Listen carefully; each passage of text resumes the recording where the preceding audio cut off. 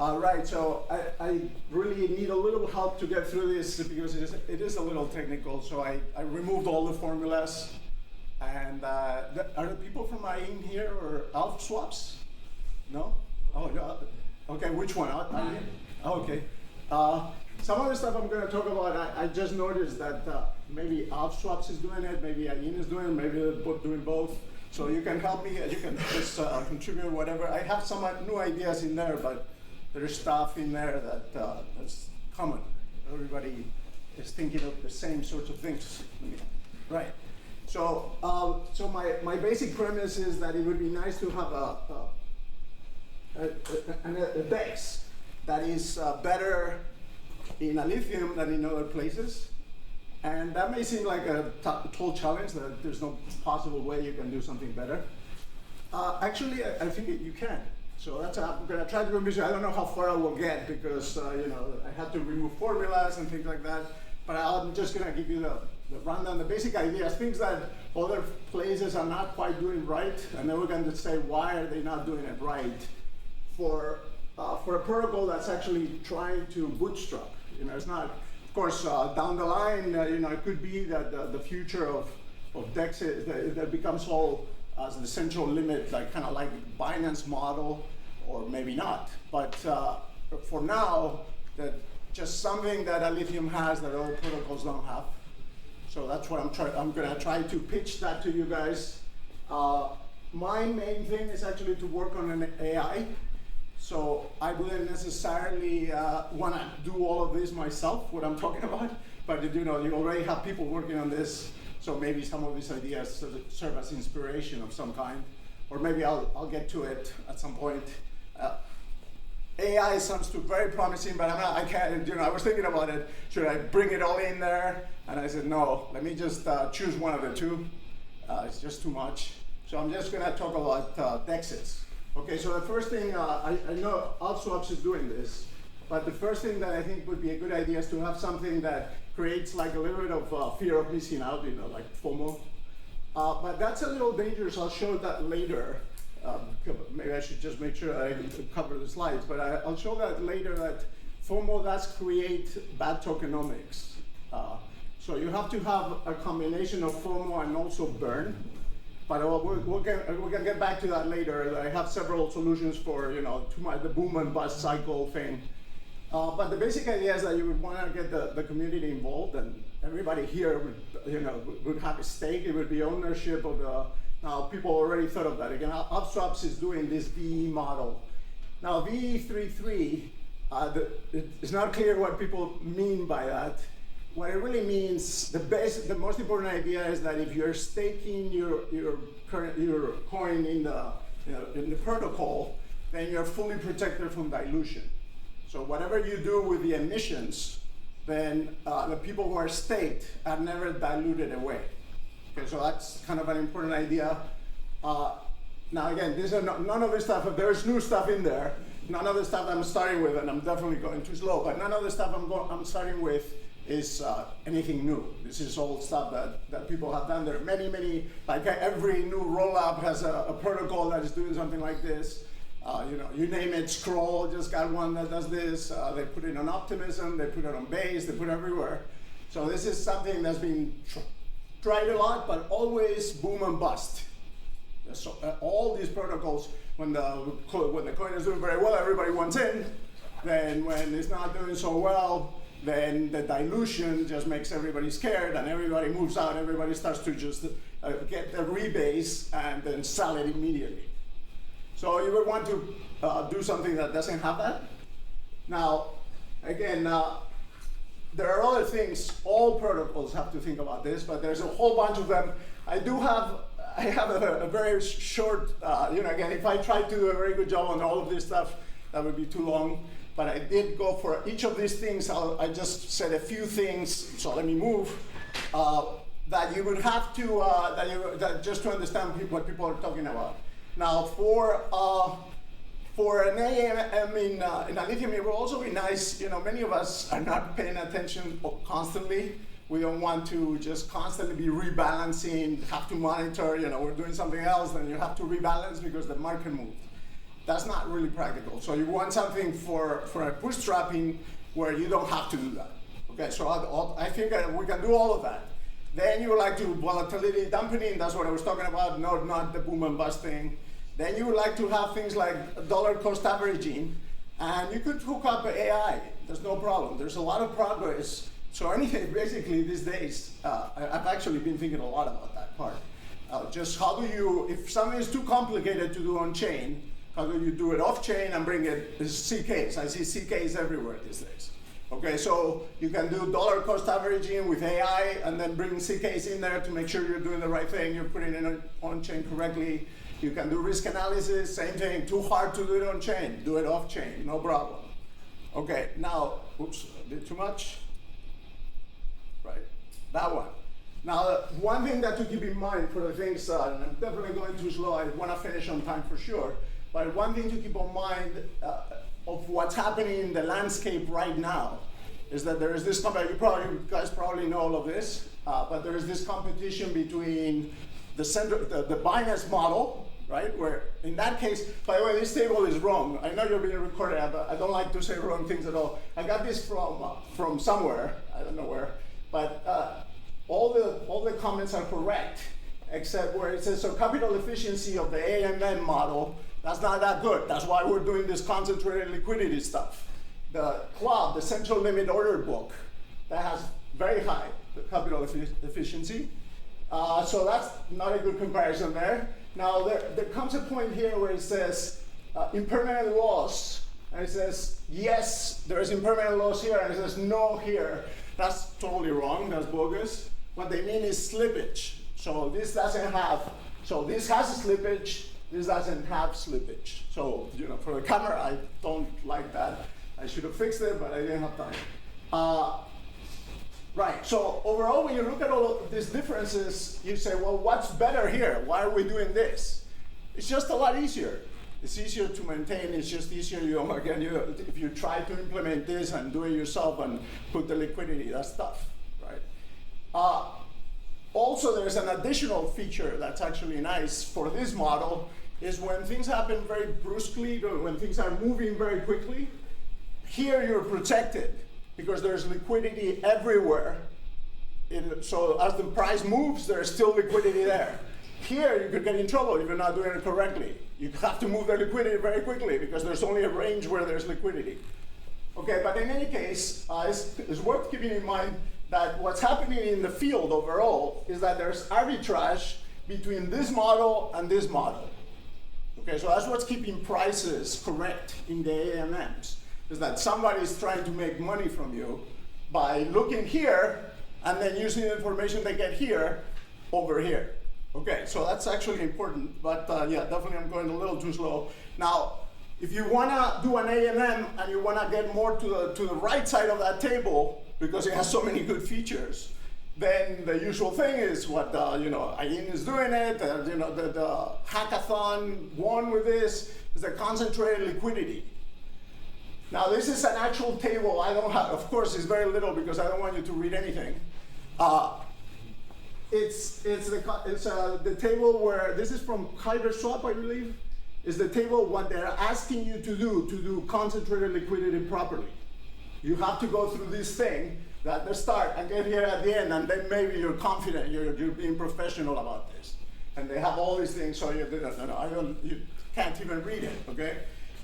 So that's, if you want to do it well, so you're competing against pros, you're competing with people that are doing this constantly, if you're giving them this concentrated liquidity model. Okay, so how do you fix that? Well, the concentrated liquidity model is also not super good in the sense that you can't write a paper that tells people how to do it correctly. There is no way to do that. And the reason why is because if you do something with your liquidity, you actually have to know what other people are doing with their liquidity to get an answer. Okay, so what else could you do instead of this? This is the model. This is what's happening right now. This looks a little ridiculous. It's not ridiculous, of course not, but obviously, can we do a little better than this stuff here? Is that possible? Now, curve finance, does anybody know about this? Just to see if I'm on the right board. Does curve finance, yeah, go ahead, you had it? Oh, you already know before you ask the question? No. Oh, go ahead, ask the question, go ahead. No, I know about curve finance. Oh, no, yeah, my question was a little harder than that, though. My question is not, do you know curve finances? Are they doing concentrated liquidity? What do you think? Yeah. Oh, you know the answer. In a way, yes. Yeah. In a way, yes. Go ahead. Explain that. So it's concentrated liquidity, but only for a specific price, and it's very not concentrated liquidity otherwise. Right. So they have several things going. I don't know if they're doing this. You guys are doing this or not. What curve finance does. So basically, you have this curve that is the one that people keep talking about, the x times y equals k. K is like they call it the reserve. So it's like how much money is in the thing. And then they have, they spread the liquidity everywhere.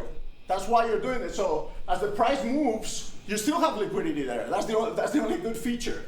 So curve works well like that. But what curve realized is that if they, instead of making it like that, they change the shape to this. That's surprising. It takes a little bit of thinking, some of these things, because they're not really so, this that guy does that is kind of like messy. It's not that every one thing is not complicated, but the whole thing is messy overall. So here what they're trying to do is what he's saying. They're saying, okay, look, if we have an asset that doesn't move price, we can change the shape of this thing, and then actually in this central part, which is exactly what he's saying, is not really x times y equals k, it's x plus y equals k. In this region here, it's a straight line. And you say, why do you want to do that? What's the difference? Actually, it is a big difference. If you do a straight line, there is no slippage. Okay, so it's kind of a funny thing they're doing, because if they get into this area, they get in trouble, because then it gets crazy. But as long as the price stays in that range, it's okay. And then for things that are not stable coins, they have something that keeps repegging, that keeps changing the curve.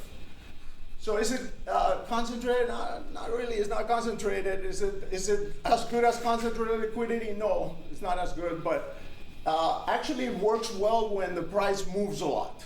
So they're doing pretty well. Anyway, so it's a complicated situation. So what are we to do? So here's my pitch again. This is what I think. I have a lot more things to explain, but I'll go quickly for sure. So more things to explain. People talk about protecting users from LVR. Then they talk about protecting users from IL. They talk about protecting users from toxic flow. All these things are actually different, but kind of like sometimes related and not. I'll just say very quickly what LVR means. LVR is pretty sophisticated, actually. There's good papers written on this stuff. What LVR does is it says that when you're using the pool, you have to know what arbitrageurs are making, how much money they're making, because they're actually making it off of you. This is not IL. This is not the same thing as impermanent loss. So very quickly, this LVR thing is arbitrageurs are in the middle of it, okay? And they're stealing money from you constantly because the price in the club is not the same thing as the price you're getting. So there's a mispricing, and they keep stealing money from you. And the more the volatility of the thing, the more money they're stealing from you. Okay, so it goes like the squared. So whatever the arbitrager is making, that's what you're losing. That's all this is saying. So it depends on the volatility of the asset. So this one is pretty easy. So if it's easy, I move quickly. This one is pretty easy to say what you should do with this particular issue. You should price dynamically with some function of the volatility. Sigma, that sigma thing squared, is the volatility of the asset you're talking about, whatever it is. And what you should do is price it. So you would have to do dynamic fees, and the dynamic fees cannot go like sigma squared, because if they did, then there would be no room for arbitrage at all. The arbitrageurs couldn't make money off of you. But the problem then is that the prices wouldn't be accurate. So what you have to do is you steal back a little bit from the arbitrager, but not all of it. So if the arbitrager is making money like sigma x squared, So you could, for instance, just steal back sigma out of that. So he can't get to make so much money. Okay, so this is protection from LVR. Okay, so that anybody can do this actually. This you don't even need off-chain anything. You can do it on-chain. Okay, this is fine. Now the next one, IL. People are familiar with IL. It's not the same thing. With IL, there is no sigma. Sigma is the volatility. You don't have to know what the price is, how crazy the price is going. It's just the initial state, the final state. Now you know how much you lost versus holding. Okay, that one is a little hard to protect against actually. Everything has this impermanent loss, even though the table earlier said no. That's not true. There are different formulas for everything, so you have to redo the problem all over again. But of course, everything has impermanent loss. So what to do about this? Just make it delta hedged. Do some hedging or something like that. You could try to solve this with hedging. I'm not going to get into this one that much. That's different. Okay, very quickly. Of course, just to make sure everybody's on the same page with this impermanent loss, and we've all thought a little bit about it, but of course, concentrated liquidity makes impermanent loss. That's all this is saying is concentrated liquidity makes impermanent loss a lot worse. Okay, so the red curve there, that means is the V2. V2 meaning the Uniswap V2. That doesn't have, you spread the liquidity evenly everywhere. Same stuff. It's X times Y equals K. And then that's the red curve. As soon as you start to say, okay, I concentrate the liquidity, of course the price is going to move away from you. All your assets are going to be changed to something else. So then you start to lose more money very quickly. So that's again, concentrating liquidity is a challenge. Okay, so that's the same thing. Don't worry, this is the reserve. R means the high to the low, the ratio of the high to the low. So the more concentrated it is, the more it gets close to 1. Yeah, sorry. So the comparison is assuming that they have the same amount of liquidity, or? Yeah, I didn't do this myself. This is from Guillaume, but yeah, I'm sure. I mean, the whole thing is pretty simple. You have the same amount of liquidity, and then you put it into a narrow range. The high to the low is the ratio. So ratio 1.003 is like you're putting it in a very, very narrow band, right? It's almost 1. But in general, with concentrated liquidity, you usually have higher amounts of liquidity than, I suppose. Well, you would want to compare. You're comparing apples to apples, so I'm sure they're keeping the liquidity the same. So you could. I get that, of course. Right. Okay. Super quick. I'm stressing myself out a little bit here. How much time do I have? Okay, no. Yeah, thank you. That lowers my stress a little bit. You have a bit more time. Yeah, I have a little more time, right. So again, at some point when I get to the main topic that, there is a solution to these things, then I'll be satisfied that maybe, I communicated my message that, we could do better than what anybody else is doing for this format of having something that is good for the people. People say AM, not. Of course, if you're going to have a bunch of professionals, money managers with supercomputers on the side, then of course, they don't care. They like to have the very complicated system only they can do, right? So the issue is, can we at least have an option to do something else that it works nicely, and then we can have the normal thing. Okay, so then there is the toxic flow thing. That's yet another problem. And that also can be analyzed. That problem is if you have a range where you're depositing your liquidity because it's concentrated. So you have a high point and a low point. And then what you want is the asset to move around. Sure, it's all stochastic, it's noise, it's random walks. And then you want that to stay around in between your ticks long enough that you can make up for impermanent losses. So if that doesn't happen, if the asset is moving too fast out of your bin, then you call that toxic. It didn't give you any chance to make any fees. It just moved out, and then you're done, and then you're just all impermanent losses after that. Okay, so how do you protect that? Again, you have to put dynamic fees in there, that can help. Okay, great. Then I have more. If you move the liquidity too fast and you're chasing the price constantly, then what's happening is actually you're a bad trader. And you will lose money. You won't realize it, but you're being a bad trader. If you keep constantly, the price goes up, then you follow it with your liquidity. Then what's happening is that your capital is going to erode because basically you're buying low and buying high and selling low. So you're being a bad trader. You move it right back, and then there's price reversion. It's random walk, and then you move it back again too fast, and so on. So of course you have to have a little bit of either you trust somebody else to do it, or you have to have a little bit of sense that not to keep moving the liquidity, chasing the price. That won't work. That will lose you money for sure if you do that. Because whenever the price moves, you move it. And then finally, if you have everybody rebalancing, then there is no solution. Okay, great. So all these are headaches. So what is the answer? Right. So the guys play, yeah, and then there's one more, sandwich attacks. This one I don't have to talk about here because there's later. This one actually has a solution, and there should be no sandwich attacks actually. So you see online on Twitter all the time, the sandwich attack on Solana, sandwich attacks. It's just we're being behind the curve at that point. There's no reason to have all these sandwich attacks. Okay, so I'll very quickly show you that very quickly. But what am I driving at with all this talking here? Well, what I'm driving at is that it's very possible that you can do better than what's out there.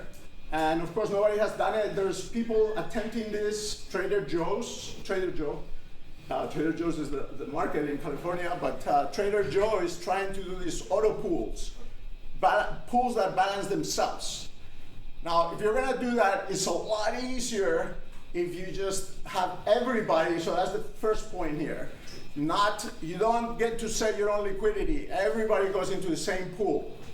Okay, so you deposit your money, then the pool itself balances your money. Okay, so that's the alternative. If you do that, and if there's only one curve for everybody, then there's a little bit of a downside. I'll have that in the next slide, but you get a lot of upside. This is doable. This can be solved, and you can have the protocol itself move the liquidity slowly, take into account price reversion, transaction costs, everything. The calculation wouldn't be, you might even be able to do that on chain. Actually, I thought about that. I spent some time. There's ways to do error functions on chain with polynomials and things that could get you there even on chain. But if you're really willing to do off chain, no problem at all. And you can. There's nothing stopping anybody from doing that. So you have the pool auto rebalance, and then you take everything into account, and then you probably should avoid, this is something that Cheng and I discussed back and forth on Twitter, on the emails on Twitter. This is stuff you probably don't want the protocol to buy and sell in the open market, but you don't have to do that. You can have liquidity reserves, or you can just move the one side. This is a little tricky here, but you probably want to avoid that. But the whole problem is you can actually do this. I'm pretty sure you can. I haven't done it, but there's nothing really stopping it. Trader Joe is likewise of the same mind, but I don't like how they're doing it. But the approach in general is fine. So the only downside, so I'll just be honest about this, is that if this is to work, then for this kind of model where it's all one pool, and the pool itself tells you how to move the liquidity, then you wouldn't be able to withdraw your money immediately. You would have to wait, because you can't, your money's spread out with everybody's money. So it's kind of like inefficient to start using one user at a time. So you would have to wait for a while to get a few users and then withdraw evenly over the curve. So this is a little bit of a hitch, but Trader Joe is doing it. There's nothing to really stop it. You could also consider where, if you want more complicated, more interesting, you could consider joining lending pools and liquidity pools. And then you could start thinking about yield optimizers. And where should the liquidity really be? Should it be in the lending pool? Which lending pool? And do it well, and then let the protocol do it for you. Okay, that's the spirit of what I'm getting at. Okay, now last problem. So I'm already, this is a big part of the message, so I'm a little bit more relaxed now. this is, you can do this, and this will be different. Nobody's doing it, and it would make it now. A lot of people are doing this VE, void escrow thing. So let me just make a few words about that, and then I'll make a few words about the boom and bust thing. Just how do you deal with that? And I have more slides, but I think those are the main messages. So I might slowly get there and then stop. So for this VE thing, you probably know what this VE thing is, right? This is void escrow. You have lockers, and if you put your money in, you stake it, you have to keep it there from whatever different time frames, 1 week to 4 years. That's how people usually do it. If you do that, then you get to vote, and you vote for pools, and then the pool, if the pool makes money, that goes to you. That's how they're doing it now.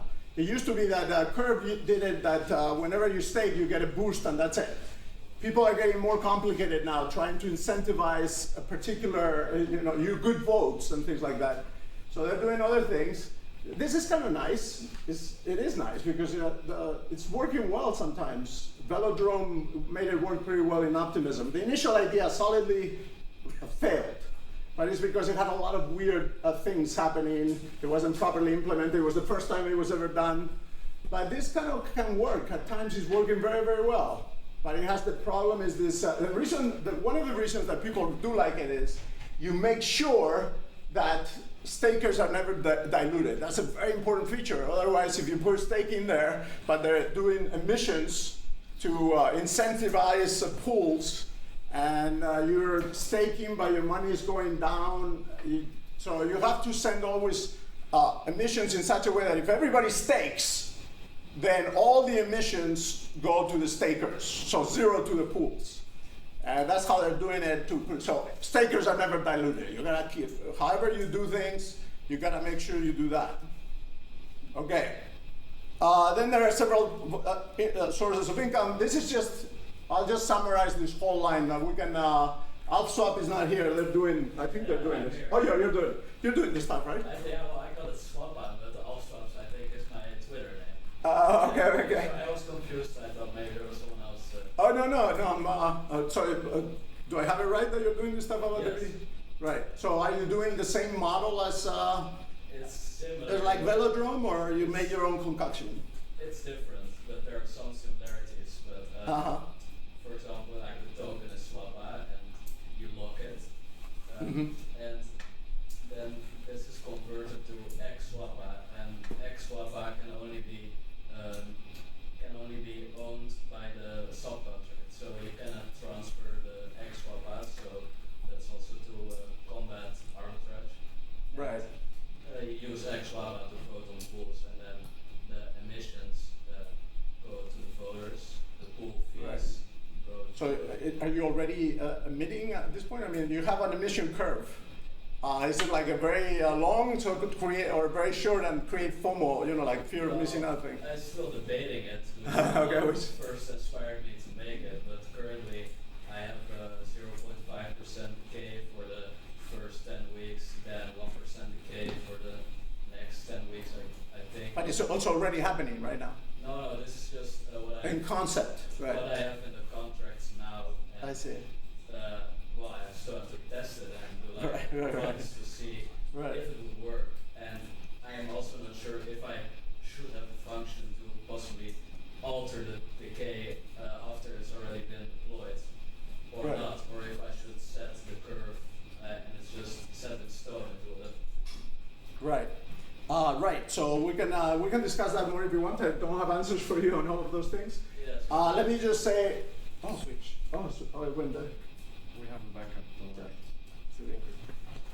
to Right. So let me just. I'm getting there, very, very close at this point. But yeah, it's nice to have his particular take. I don't know exactly what he was saying about the XSwap stuff. The basic problem of this whole the idea is pretty nice actually. This came from Andre Cronje he did this first in Phantom, and he created this thing solidly, And he had some good ideas. And I don't know why he called it VE33. VE33, that's from OHM, the OHM protocol. That has to do with game theories, selling, bonding, and buying. And you make a 3x3 table. This is not really, here the main idea is you're protected from dilution and you vote, and you get the fees from the pools you vote for. That was like the big new ideas that this had. It does create a community ownership. Now, what is the downside of this? Well, the downside is what he's playing with. How are you gonna, you have to figure out how you set that curve, that emission curve. If you don't do it, if there's not enough of a fall off, then there is no FOMO. There's no reason. You can just wait, see what happens. But if you create a little bit of a sense of urgency, you have to participate. Come on, otherwise you're gonna miss out on the big emissions. Then you're gonna get people moving on it, right? The problem is that does lead to boom and bust. Okay, so I have one final thought here. How do you avoid boom and bust? And then, yeah, I have other things in there, but that's pretty good already. You know, auto pools, that's new. Avoiding boom and bust, that's also doable, and that's also kind of new. No, it is new, not kind of new. So how do you avoid boom and bust? Well, people have looked at this. This is tokenomics. You can do that with tokenomics. That's kind of like the way people have thought about it for a long time. How do you make sure that the token doesn't even shoot up and then break down all over again? There was a nice talk, actually. It's not super complicated, but it comes across a little bit like it's complicated. But there's a nice talk if somebody's interested in doing more stable coins with tokenomics. Guillaume Lambert had a talk at the ETH Denver, which is, I don't know how long ago. But he talks, basically what he did is he was solving a differential equation, and he was looking for coins that had stable equilibrium. So, you know, there are known ways, if you have differential equations, how do you have stable equilibrium? There's a Jacobian, you look for eigenvalues. He explains all of that in his video. The bottom line is what he found is that Ethereum does have pretty decent tokenomics, in the sense that the way they burn, the way they establish this EI, you know, the 1559, that's something to the base rate that goes like the square root of the number of stakers. So that square root actually helps, turns out to be. So apparently Vitaly Buterin just wrote a post where he said, I don't want linear, I don't want sublinear, I want square root. It turned out that was actually a wise choice, even though he never really explained why that. But it turns out that's a pretty good, so like the square root of the number works well. But also, it's actually nice to include burn in there, which is something that you probably not you weren't thinking about before. If you do both dilution and burn and you give specific functions, it turns out that leads to stable equilibrium. So you could think about that. You can think about just tokenomics. How do you do the dilution? How do you do the burn so that the thing doesn't run away from you? Okay, so that there is work on that. So that's the good resource for that is he's been thinking about that. Actually, he's using some of the same formulas. He used to be a professor at Cornell, and he was doing population studies, kind of like a biology, and he's using some of the same formulas to analyze populations, and now he's doing it for tokenomics, the same kind of approach. But in any case, so that's a good research. So that's a research thing. Very quickly, I'm going to show you. I'll have to go through. I'm not going to explain the code. Okay, so it's just the code has many pieces, but I'm showing you there's actually a different thing that you can do, and it has been done a little bit. So I'll just show you what that means. Just because I did it with MATLAB, not anything. I wasn't programming with Python or anything. It's a MATLAB code, but actually it's the same. You can easily implement this, even though it hasn't been done. So people have thought about, you can even think about this for stable coins. Can we have a stable coin that's pretty stable, even though it's not really, there's no collateral, it's just stable? There's a little bit of collateral, but with some stability. So there's actually a coin called RAI, R-A-I, Reflexor, there's Ampleforth, there's all these protocols here have done something called control theory, which is just feedback loops let's very simple. Let's just imagine if you have a dilution because you have a rebase. So then the rebase, you would have to have a feedback loop so that if it's starting to get out of control, the situation, then you change the rebase and try to bring it back to how, so that feedback loop is bringing back things to normal, okay? So that's already been done. That's a little bit of a mess. That's all done on chain. Now this one is better. Nobody's tried this. This is what people do, the pros. If you want to send a rocket to the moon, you don't want to use a lot of fuel. You just want to turn the thing properly. You're going to always use this kind of approach here. And how do I explain what it means? It's kind of like the code tells you how you should do things. It's not so complicated in the end. I mean, a very quick example. If I want to take a trip, then I have to tell the code, what do I value more, time or money? And then based on what I tell the code I value, the code will spit out the best possible answer for that situation. So if you value time, it's going to say, great, fly a plane. Okay, so it gives you the best answer for your cost function. So you decide what your cost function is. Then this thing gives you the answer. How do you do it?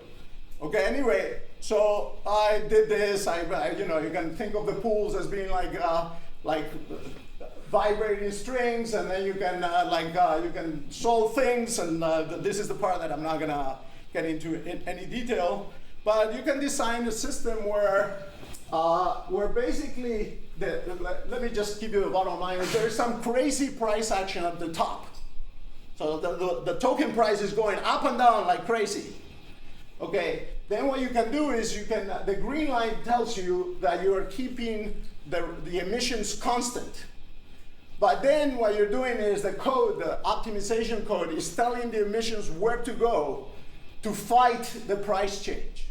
So if the price is crashing down, then you send all the emissions to the stakers. If the price is going up, then go ahead, send more emissions to the pools. Because the pools tend to just sell the emissions immediately on the open market. So you can just decide that the code can tell you how to distribute the emissions perfectly for your cost function. If you tell it what the cost function is, then it tells you what to do. Okay, so I did do this, and of course, you know, LQR works for everybody. So you could it's been done before, but you could do it better, and you could protect the protocol from ups and downs. Okay, so that's the idea here. Now, you don't have to actually do this. You could do it just with tokenomics. I'm just saying there are things, the design space is much bigger than people think it is. All these things can be done at this point. Okay, pretty much done. So you could do CKs for everything. CKs are much more powerful than, you know, people are starting to, CKs are all over the place. But they used to think that the overhead was prohibitive. But actually, it turns out that you can parallelize CKs and bring down the time cost a lot. There's still going to be overhead, but there's a lot of things you can do. So it's not really a complicated calculation, or is not really an excuse anymore. It definitely used to be. I tried doing it on chain for a while. I got part of the way, and it's just too hard to even think about. You know, how am I going to do that? Okay, last one, and yeah, that will be a good place to stop. This one actually, I can get through pretty quickly. This one is the one that people don't realize, maybe some don't realize that there's no reason to have it happen. Okay, so there's a lot of sandwich attacks happening all over the place, Solana everywhere. Now Solana is a funny case because Solana doesn't even have a mempool. So sandwich attacks happen when somebody finds out your trade info. You know, they know what you're gonna do, and then they get in the block before you. They run up the price, you pay the higher price, and then they sell immediately after you. So they're making money, obviously, if they do that. Now, mempools don't help with that. But it turns out that this is easy to fix. So if you're having trouble with this, talk to me. We fix it. Okay, there's Solana is just starting to do it right now. I'm not sure why it took. This has been known for a while that you can fix this. So what you have to do if you want to fix this, you can hide the trade info so that people don't know what you're going to do, and so they can't get ahead of you and then behind you. But actually, even if you don't do that, even if you're not very good at hiding the trade info for whatever reason, because you're using a mempool, what you're supposed to do is you're supposed to the protocol has to fix the slippage. You know how you go in the AMM and it says, there's a little number in Uniswap. I know somebody's forking Uniswap. All the other ones to say like 1%. That's the 1% there. That's what's killing you right there. Because you're like advertising to the attackers, please attack me. 1% is like, well, that's very, you can calculate what is the optimal attack based on the slippage that you set up. If they attack you and they attack you too big, then the slippage will get frustrated, and then the trade won't go through, and then they won't make any money off of you. But they can size the attack based on your slippage. So they're using that information that you're just leaving there a number to attack you. That's what's happening. Okay. Yeah, go ahead. But with slippage, like if you don't increase it, and there's like a lot of economic activity, or like your transaction is gonna pay, so you're kind of Right.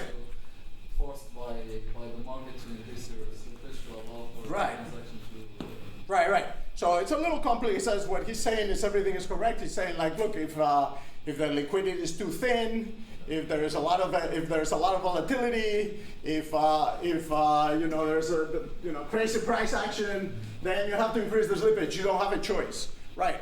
But it's up to the protocol to tell you that. You don't just guess. Oh, that's what's gonna, because that's the attack vector right there. So don't have to get into it, but this here is the solution to this sandwich attack thing. This is from the paper. I didn't write this paper. This is the paper is called Game Theory to Solve Sandwich Attacks. It's been around for a while. It's just people don't go into it and do it.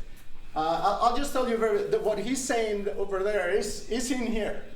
So they first calculate very briefly. Like, we don't have to look at the symbols. I'm just telling you, this term is thinking of this term is thinking of that. So that term over there is setting the optimal slippage of that you should choose. But then what he says comes in this term here. So there's a probability P, that P there just means the probability your transaction will fail if you do set a slippage of a certain size. And then that term there is, well, how much money are you gonna lose if the transaction didn't go through? And then you already paid some money, so they have a term in there for that. And that term is what happens if the price goes up because the transaction didn't go through. So they've thought about this. This is all the terms in here. So then they tell you that this is what the protocol should do, not you. You can't calculate these things. That's ridiculous. The protocol has to calculate these things, right? So it calculates it, and it says, in this case, then there's no problem. For this case, there's no problem. You just said SA should be your slippage. So the product, what you could do, and it's very easy to do, is the protocol could calculate it, and then let you decide you want to keep the one that protocol suggests, but you can't calculate this in your head. And in general, for many, many situations, 1% is a ridiculous number.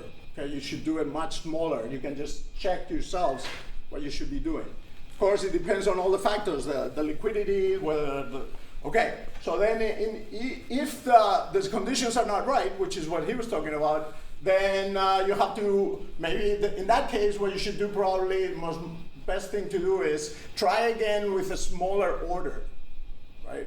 So no matter what, the protocol should optimize all of that for you. In fact, nobody's doing that part yet. They do the part where it says the slippage. I've seen a couple of protocols doing that part. They estimate it for you. But if the slippage is not good, then the next step would be for the protocol to tell you, this is what we suggest you do with the trade size to optimize it. So divide it by 3. That's how you should handle this situation. Okay, so all things that have not been done. Okay. Yeah, this is my last slide. Perfect. Well, I have a little more, but this is good. This is a good start. This is definitely a good stopping point. So hopefully you get the point. What I'm trying to say is like a lot of the things, not everything. At the end, give you a solution to the impermanent loss. That would be like hedging. you're gonna lose some money, but if you distribute the liquidity for everybody, the losses are not as severe because you can spread it out over the whole liquidity curve. But yeah, impermanent loss is something, you wanna make enough fees to compensate you for impermanent loss. Okay, so that's what you wanna do. I hope I convinced you, well, I didn't convince you, nobody's done this properly, so hopefully I didn't convince you of anything. Only that you should try this, because there is no reason not to. But if you do automatic rebalances, then yeah, you have to be careful. Be careful. If somebody's interested in doing an auto pool in their DEX because you want Alephium to have the best AMM of the entire field, please talk to me about the rebalances. I've thought quite a bit about that. You don't want to start buying and selling on the open market. So you have to be aware of arbitrage, and you don't want to chase the price. You don't want to rebalance too frequently. So you gotta do a little calculation in there, and do it correctly, and then hope for the best. But since it's only one curve, that's much easier to analyze. It's not everybody doing whatever they want. That's impossible. There's no solution for that. There's no paper that can tell you what to do. And that's pretty much it. So you have to be careful with capital erosion, but there's a lot of opportunities here. And again, anything that you think that is too complicated to do on-chain, we can talk about how that's the stuff that I'm spending all my time on these days, because I would like to have AI be verifiable. So I'm spending a lot of time seeing what everybody's doing on AI stuff and what they're doing also with the CK stuff. And it turns out there's a lot more than people realize. Of course, the people who did it know it, but the community overall is not there yet. So these days, there's really no reason not to compute.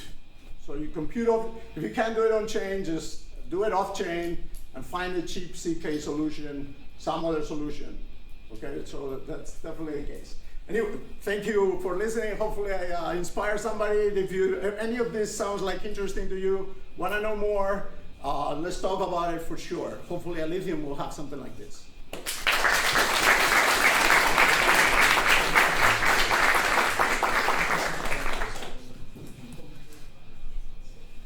Any questions? Yeah. Wouldn't it benefit as well to combine it with a long-chain order book in order to Oh yeah, actually, thank you. I do have more slides. So what you're saying is exactly. There's actually just for. It's kind of like conceptually what you're doing is you're going from spraying the liquidity all over the curve, and then you're trying to move in the direction of the central limit order book, right? You're just concentrating things more and more. And then you're saying, well, but I still want to keep liquidity everywhere, because if the price moves very fast, I want to have liquidity over there at the tails. There's actually, starting with Trader Joe, and also there's another protocol, Izumi. They actually came up with a hybrid that's almost, it's not there are the protocols that are doing the actual plot. But there are ones that are kind of like faking. Cheng and I were discussing that again. Where exactly does that fit in? Instead of having a curve with continuous distribution of liquidity, and then just having bins where the liquidity is spread with more concentration here, but there's liquidity everywhere. These guys are actually discretizing the liquidity. So that's pretty much an order book at that point. So in this case, this AMM that Trader Joe came up with, so this is another good one for you guys. Check this out, because it's not clear.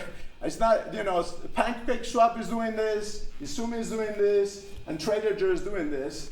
They just have, this is a case where you're getting so close to be like a order book that it has no slippage. No slippage is nice. You say the price, you get that price. Well, that's nice. You don't get 1% higher, for your trade. That doesn't, it's nice if you get the price you say. So that's actually out there. It's not clear exactly if it's better or worse. I'm not even sure enough people are using it. But you might want to try. So you could have different options, test it out, figure out what works in Alephium. Not sure. We're discussing that, when we're doing the back and forth emails. we were discussing what exactly is the trade-off here. It's a little funny if there isn't enough liquidity, then you think you're getting a price, but actually you're going to get a jump to the next price level. There might be downsides to this, but it's not clear whether you could just say if there isn't enough liquidity, don't place the trade, and then go with this model. So this might not be a bad model. It just hasn't been tested. So, but I think does that answer your question? Yes. Yeah. Okay. Yeah. Well, I thought everything was very interesting, and I have so many questions. Okay. I think it's also very important to look at all of the specifics and how you calculate things, the math, the code behind it. But I'll just ask one question. When you were talking about burn, were you talking about burn of the... Right. Yeah, you're not doing burn, right? Well, that's similar, I think. Basically, after you convert it into X swap app, you also have the possibility to convert it back to a normal swap app, which can then be traded. But if you exit immediately, you take a haircut. So only 50% of your swap app is reconverted. You can also vest it. So if you vest it over a long time, then it gets completely converted. Right now, I'm not really burning it, but it's redistributed to the XSwap holders who vote on the pools. Well, if you're did you write your white paper? If you want, when you write your white paper, I can co-author your white paper, and then we can do the same analysis that Lambert was doing, where you take your differential equation for whatever you're doing, and I can prove to you that what you're doing is a stable equilibrium or not a stable equilibrium. So you just put it in a Jacobian, and then you solve for eigenvalues, and then it says, okay, if the eigenvalues give you, there are equilibriums where it's basically the bottom of the well. It goes to the bottom, and then it tends to come back. And then there's the opposite situation where if you deviate a little bit, then it's too much dilution or too much burn. So there's ways to analyze that, and you can put it in a white paper and say, hey, this is a great thing to do. That would be a way to deal with the particular thing of the boom and bust without doing any control theory. That doesn't involve, that's just what you're doing. Did I choose the right parameters for the burn? Did I choose the right parameters for the emission? Yeah. If you do that correctly, it has a stable equilibrium. Again, just check this guy, just put this guy's name in and look for Denver on YouTube, and he's discussing exactly that. Yeah, I also like to get the slides. Maybe you can send it on Discord, in the Alephium Discord. Oh, which man? These slides? Everything. Yeah, you can get everything. Okay? I think somebody had a question in the back, maybe? I was just saying about what the final issues and Oh, same as him? Okay, so were you satisfied with the answer then? Yeah. I mean, they're trying. It's just complicated to do the order book. There's a few protocols out there. I think personally for Alephium, it wouldn't really make sense to do that just yet. It would just make sense to try to design a very nice auto pool that some of us could just put money and say it's going to be pretty safe and we're going to get most of the benefits. And hopefully it would be like, you could do that for Ethereum. You could like have the pool for Ethereum. It doesn't have to be off. You could have a pool that is better than the pools you get in wherever else. That's sitting, so you just leave it there, and the pool does the right thing for you. Okay, so that would be nice. Oh, is that it? So thanks to our, oh no. I have one more question, but it's about something else. Were you the one advocating for like something like a war on Solana but on Alephium? Yeah, that's the stuff. That's the other talk I was gonna give, but we Mod and I decided it's gonna be too much to. But if anybody's interested in the AI side of things, that's what I'm really excited about, because I just as a sales point of that whole thing. I'm not gonna, obviously I'm not gonna discuss the topic, but just as a sales pitch to. I told this during the party to the guy who doesn't want to be seen in cameras. Where is he? Yeah. So I was discussing that, and I'm not sure if I convinced them, but I had a pitch for the idea that if you do AI with blockchains, you definitely have to verify the AI, and that's kind of like similar to the stuff I was talking about. So if you want to do AI agents, Capital is thinking about that AI. I have an AI that does price prediction. Well, the AI that does price prediction could help you dollar cost average. Why not? Maybe it wouldn't be a great trader. We're not. AIs are not super great traders at this point, but it can certainly help you to do stuff. But you have to get the AI to be verified, so that nobody could mess with it and then just steal your money or do something that you didn't expect.